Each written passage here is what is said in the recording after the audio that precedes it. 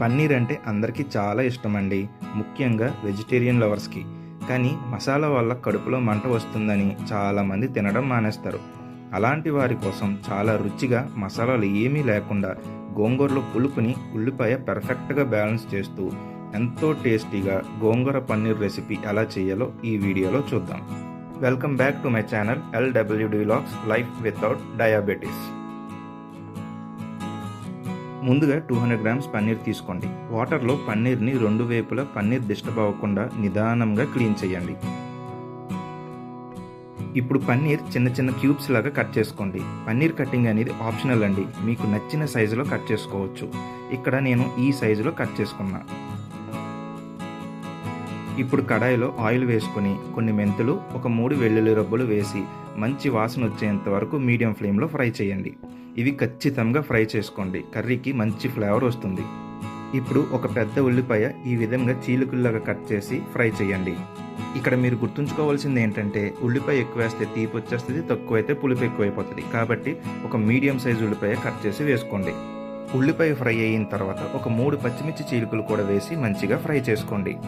ఇప్పుడు గోంగూరని ట్రాన్స్ఫర్ చేసి గోంగూర మెత్తగా మగ్గడానికి కొన్ని వాటర్ వేసి మూత పెట్టి ఒక 15 నిమిషాలు మీడియం ఫ్లేమ్లో మగ్గించండి.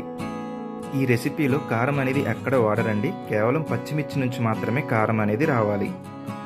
15 నిమిషాల తర్వాత మూత తీసి చూస్తే గోంగూర అనేది ఈ విధంగా మెత్తగా మగ్గిపోయి ఉంటుందండి. ఈ స్టేజ్లో రుచికి సరిపడా సాల్ట్, అలాగే చిటికెడు పసుపు వేసి ఒకసారి బాగా కలపండి.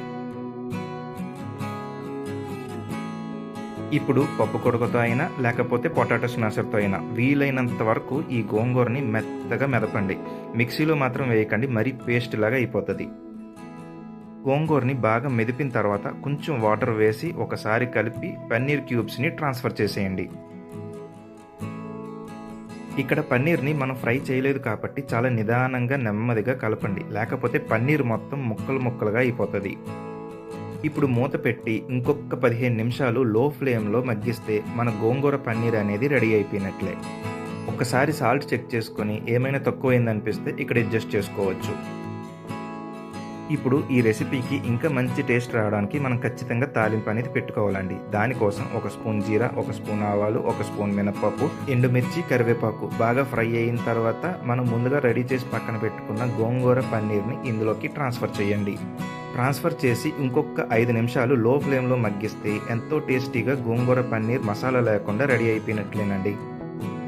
ఈ రెసిపీ టేస్ట్ అనేది మొత్తం ఉల్లిపాయ మీదే ఆధారపడి ఉంటుందండి. మీరు వేసే ఉల్లిపాయ ఎక్కువైతే తీపి వచ్చేస్తుంది, తక్కువైతే గోంగూరలో పులుపు ఎక్కువైపోతుంది.